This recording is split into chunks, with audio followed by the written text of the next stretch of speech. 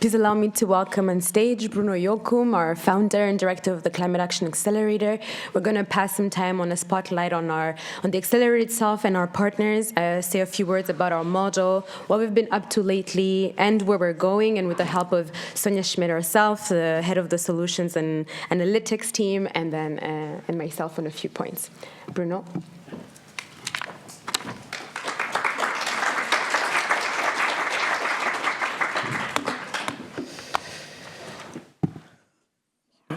Okay. So good morning, everybody, and very big thanks to Roberta Boscolo, who is just leaving because she's provided us with the state of the science, what the situation is, and it's even though we see it regularly in the media, it's very important to actually state the facts and the situation we're in. So thank you for all being there today. What we'll look at now is actually how do we try to contribute to this enormous challenge, both with humility but with also determination. What are the levers we can play on? So we'll give an overview of our who we are, what we're trying to do, and also give the floor to two of my colleagues, as both Sonja Schmid and Zaninka, just afterwards. So if we hear the call that was made by Roberta just before, I think what we see is that every actor in society has an important responsibility and a role to play. And I think what's special about organizations and institutions that deliver essential services to populations is that they're actually on the front line of the needs. They have to basically address these needs which are changing and evolving and which are impacted, but they are also very large emitters, and we have to be clear. So we are both affected and confronted to the problem, but we are also contributors.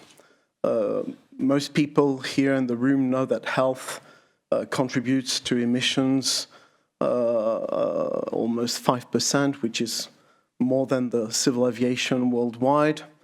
For example, humanitarian organizations are only play a small part globally, but have relatively emissive practices, and so on and so on. What we are is, for those who don't know us, we're a non-for-profit initiative. What we try to do is to mobilize a critical mass of institutions, of actors that deliver these essential services around the world, and to really scale up climate pathways, climate solutions aligned with science, basically acknowledging the state of emergency we are collectively in. So we are present mainly focusing on the international aid, health, and higher education sectors, and this is where we concentrate our action. We have today more or less 40 organizations on board of the initiative. Many of them are international organizations or NGOs, but we also have a number of national actors in, for example, very affected countries, so in notably the Sahel and, for example, South Asia. And what's interesting is this variety of actors where we have frontline providers, we have international organizations and NGOs, and we have also funders that are doing programming at international level.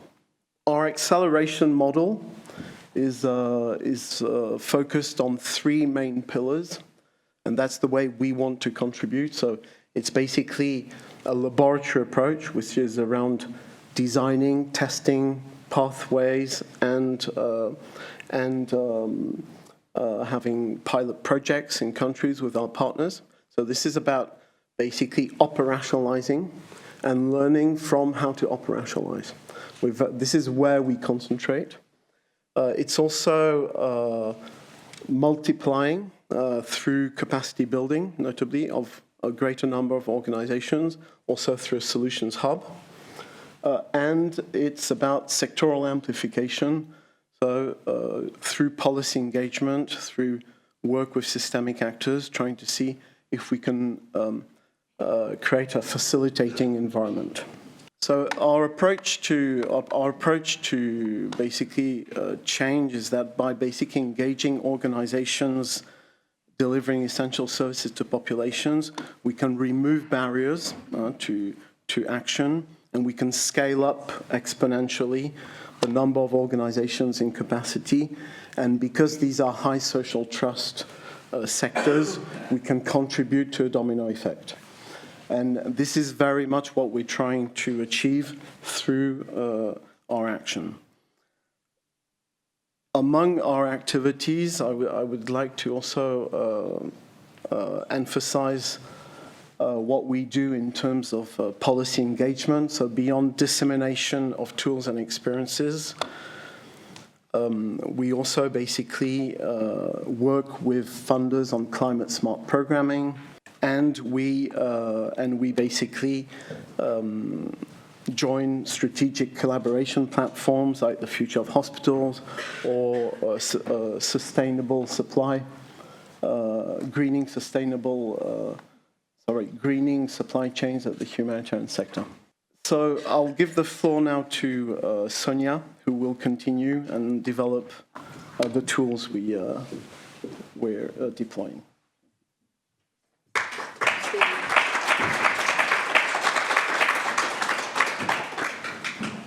Thank you, Bruno.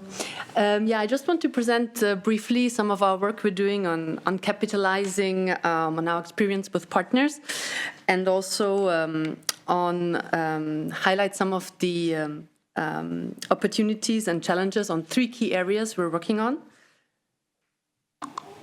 Here we go. I just want to get back to Roberta's presentation. There was one element that she mentioned that was on her slides, but that she didn't mention. She said, it was on the slide, and I noted it down, it was, the gap is political will and finance and not solutions. And I think this is kind of the message that we would really like to provide. And, we know the context is very difficult, but we really like to show, some sort of hope. And also one of our area of work is also showcasing that change is possible. It is possible. Not all solutions are difficult to implement. So we really like to convey that message of, the solutions are there. Now we need to implement them. So first, some spotlight on our work on capitalizing the work with our partners. So first, transversal. So we work both. We try to be as transversal as possible. At the same time, we have some sector-specific focus areas. So some transversal elements that you can find, and we really have an open source, open access mindset. So, you find fact sheets online, you find thematic toolkits on a number of areas by now online, be it procurement, be it travel, be it good office practices, be it how to organize a more sustainable event. And they're really quite operational and quite practical and really helping you, when you have to get started, what to do. Then more for the humanitarian sector, we're also offering carbon footprinting tools in addition to the support we're providing to our partners. So we recently took on the humanitarian carbon calculator. In the health sector, the health team developed vulnerability and capacity assessment for health facilities. There's also a toolbox for healthcare online where you find a variety of tools how to move towards a climate resilient and sustainable low carbon model. We have a repository of life cycle assessments where we analyze key relief and a number of medical items. And all of this for now is quite focused on the mitigation part. But really one of our strategic objectives is also, as was mentioned before by Roberta, to move towards resilience and towards adaptation. It's already done in our programs in the health part, where we often work in low middle income countries, and really the resilience element is quite strong already. But we also progressively will implement these in our solutions, in our open access elements. Then just very briefly, We're actually doing quite a lot of work, be it through projects, be it with our partners. We picked three areas, and just to highlight some of the opportunities and challenges. So first, energy. Also in our operational playbook that was published 2 years ago, it was really identified as an area organizations have direct control. So it's much easier to work on than some other areas. We also know that the return on investment is actually quite high.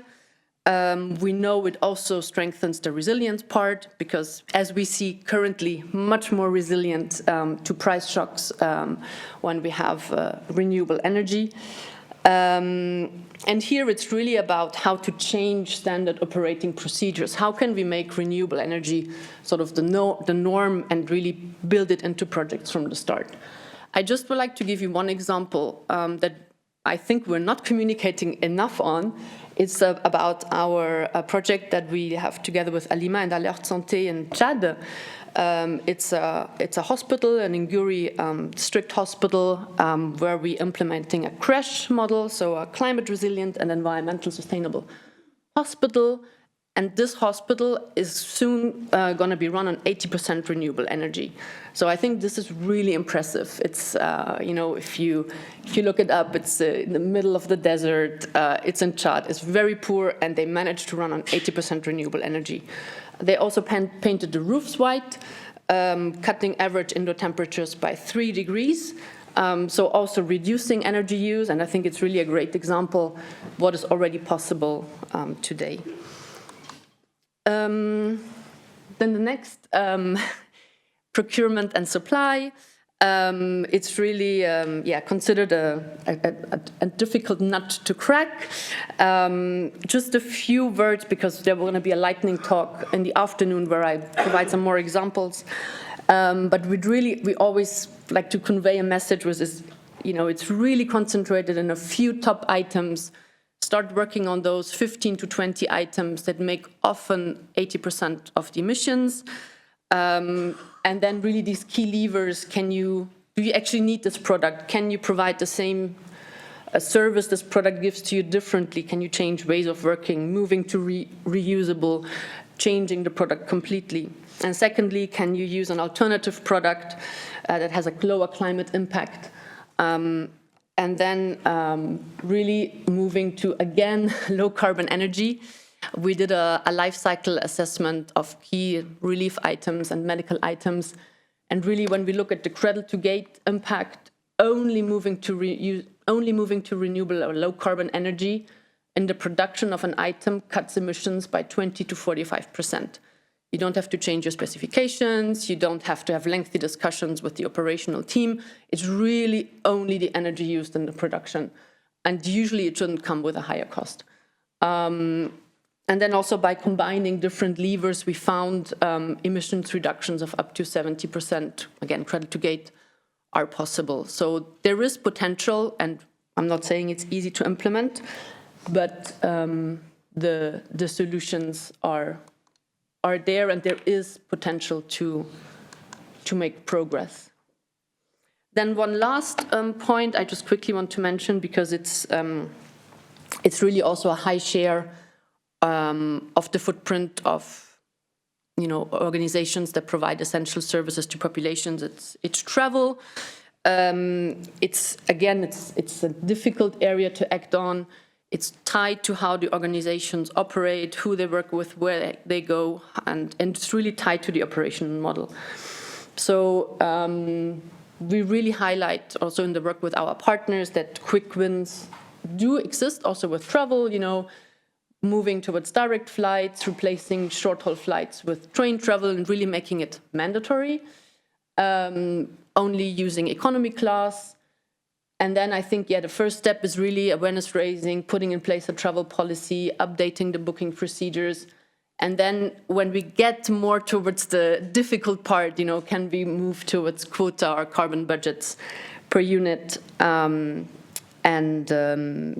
Also with reducing travel, actually has very positive cost implications for once.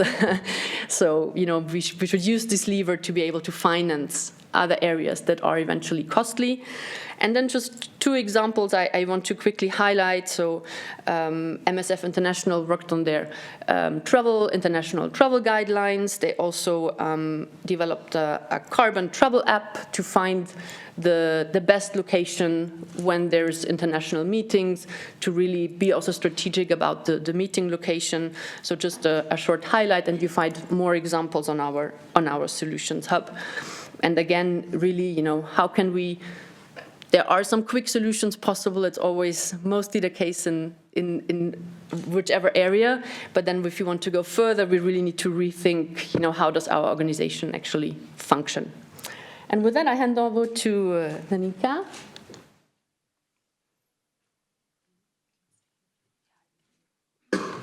Thank you, Sonja. And just as a second spotlight, as Bruno mentioned a little bit about our partners that are both international and national, I just want to say a few words about, a small focus on our national partners. What we've done for the past, I think, 2-3 years now is launch what we call collective cycles to support national NGOs. Today, and I'll say a little bit more about what exactly they are, but we have 3 cycles that are running with 20 different partners, 8 different countries across 2 continents, and really we tailor the work that we've been doing with international organizations at the beginning of the Accelerator to the specific needs of these national NGOs that are on the front lines that do want to tackle climate change, environmental challenges. And like Sonja said, and that Roberta said, really mixing both climate mitigation, adaptation, resilience, and looking at it specifically with them. And today we really were able to also increase the partners across the Accelerator through this work. Today having organizations both, as you see above, in West Africa and then below in South Asia, specifically in Bangladesh. And what does this look like specifically? So we put multiple organizations together. We develop and adapt a methodology, and through synchronized learning, capacity building together, we construct roadmaps. So every organization also finishes the methodology with their own roadmap.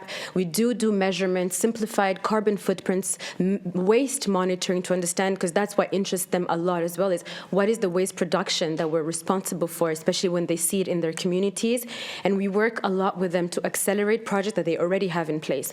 A lot of these NGOs have started doing climate adaptation, mitigation, resilience for years, and just need either specific technical expertise or funding or access to global stages to continue working on this. So how do we reinforce that? How do we facilitate better access to funding, better access to consortium? How do they come together to better propose projects? So how do we support them in that? And then how can they influence their peers? Today, we have this increasing number of NGOs because they talk to each other. They're part of networks, they're part of movements, they speak to each other, and they build this momentum internally. And then they also participate in the same community of practice that all our other partners are of. They're joining here today internally. We have communities of practice for questions that they have specifically for themselves. And a little bit to mention where we're going, the idea is that we continue building these cycles, is that through networks and movements, we have more and more collective cycles that can run on themselves, that can be launched by other networks. We have local teams and collaborators more and more at the Accelerator that can grow this work and that can launch these cycles over time. And at some point, and sometimes we've come to mention these ideas, but through regional accelerators, the Climate Action Accelerator won't always exist only in Geneva. The idea is that movements and networks that we work with can continue to keep up and take up this work and take it further than we can ever do so ourselves in Geneva. And just a quick look on the sectors, I'll move it with this. We had the first cycle with Alima's partners that were in the Sahel, as Bruno mentioned, the second collective cycle that's going on today in Senegal, and a third cycle that we're actually launching mid-year that is supported by the city of Geneva and that we're looking forward to launching. And of course, there's a collective cycle currently as well in Bangladesh specifically. And then lastly, we also capitalized, as Sonja said, we did a guide for national actors where after the first collective cycles, we put all this work together.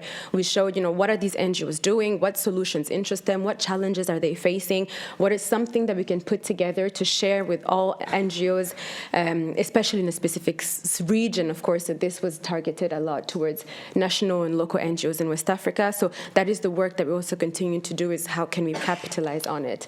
And then just a quick look on our pilots as well. and climate resilient, low carbon, sustainable health.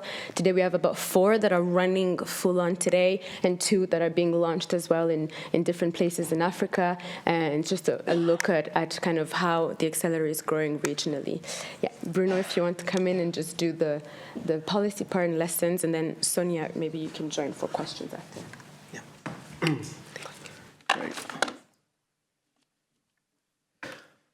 Yeah, so what I like to do now is, now that an overview has been given, is to share a few lessons we've learned over the last few years, and what are some of the messages we want to insist on. So obviously, as Roberta said, the climate and biodiversity crisis is an absolute emergency. It's aggravating. All the predictions by science are unfolding below our eyes, and the question is, how do we all contribute to stabilize the situation, to avoid worse damages and strengthen resilience? We have to expect an explosion of needs under different forms, it's been said, it's combined with geopolitical instability, but it's also direct climate impacts, insufficient adaptation, but also shrinking of funding. We are in a context where international solidarity and cooperation are basically being weakened, and this has an impact on preparedness. For actors that provide essential services, the key question is basically, how do you deliver your mission, your goals, meet growing needs, while learning how to operate within planetary boundaries and with limited resources? And it's basically, what is the pathway that basically answers this question, which is determinant for all of us together in the coming years and decades. So what it means is obviously adaptation of services to populations and programs, whether you're a national actor, a territorial actor, whether you're an international player. And it's also a profound review of operating models. We've seen energy, transport, procurement, supply. All of this has to be reviewed, decisively, profoundly, and relatively quickly. It's not optional. And the whole idea is, by becoming fit for purpose, actually, this type of transformation, climate and nature transformation, probably strengthens our ability to provide these services rather than weakens it. And we often hear about trade-offs. If we do this, is it at the expense of actually the populations or not? We hear this dilemma very often, and it has to be urgently deconstructed, because it's actually very little the case. Co-benefits are obviously very many in this action, so better quality and continuity of services for populations. I think the international crisis we're going through today, with the impacts on energy availability, fuel, etc., is a perfect illustration. And you will see that a lot of national partners are actually the ones who are pushing the most for renewable energy and alternative practices in their programs, even more often than international organizations. It's about enhancing the national response capacity with the type of needs we are going to see unfolding in the coming decades. There's very little chance that international assistance will be able to fill the gap. So if there are not very strong national services supporting populations, the impact will be very high. Efficiency gains and cost savings, so we're not presenting the results of our analysis here, but it's very clear. And we see with many of our partners that if they implement all needed actions together, it often comes at very little financial impact, sometimes pure savings, And there are many also, even in terms of procurement, there's this constant image that this is going to cost too much. And actually, when you dedicate time and energy to analyzing what it means for a number of top items, we see that it's often not the case. So it is about how much time and energy you dedicate to the issue to actually find these solutions.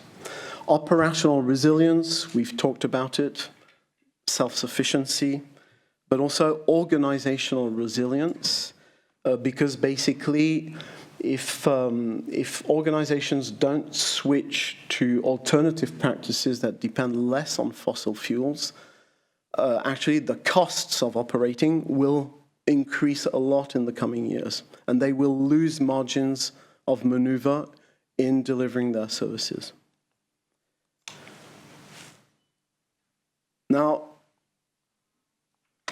what can we conclude with a few years of experience and with also all the work done by partners is climate action aligned with science is feasible, it's accessible, it's affordable, and it needs to become exponential. And that's probably the biggest challenge we have in front of us, is how to make it really exponential. Too many organizations have pilots here and there. They're not mainstreaming it at the level of all their programs and all their operations. There are real, but also perceived trade-offs in carrying out this action, and they have to be confronted in organizations.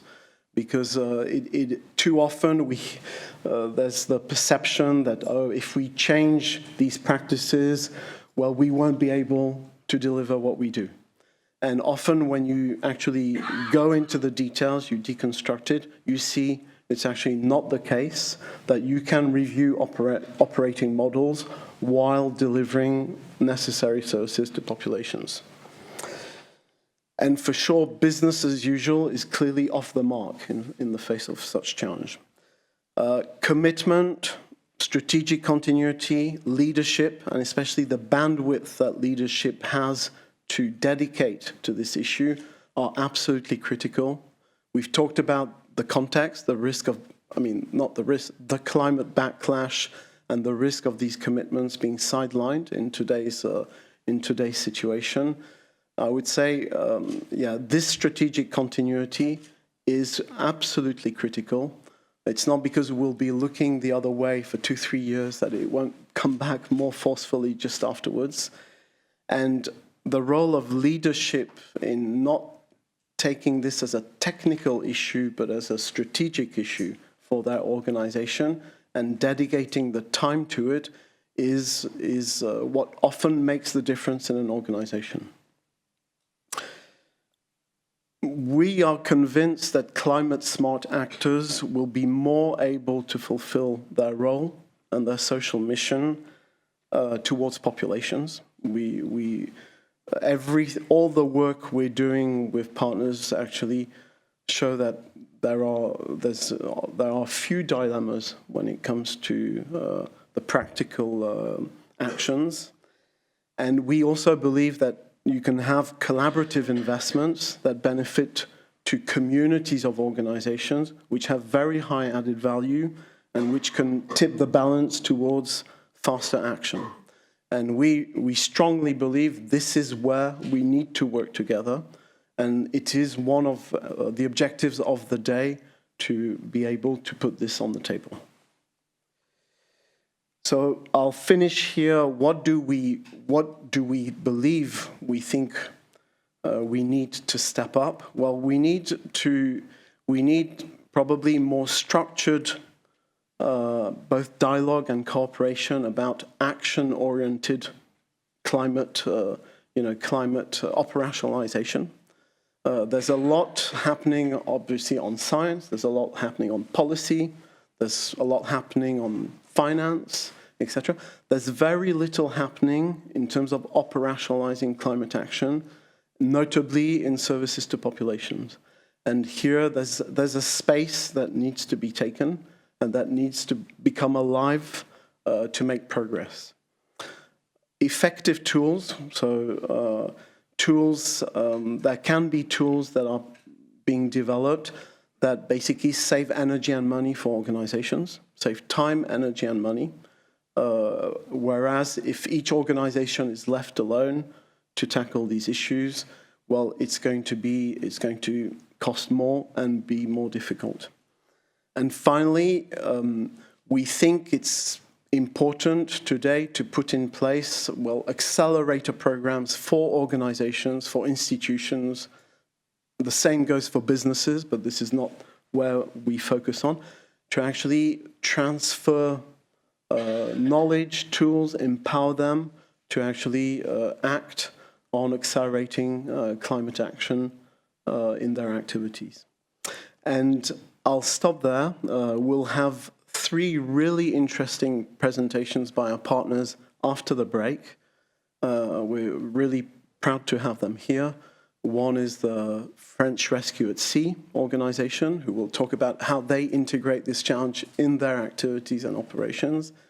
We'll have also the Fondation Terre des Hommes, who has taken a very strong stance in integrating this dimension in everything they do, but whether it's programs, whether it's positioning, whether it's their operating model, and also Soltis, the director, Serge Bresse, who will join us from Paris, who is really working on the One Health approach and how do you have health projects that integrate these dimensions.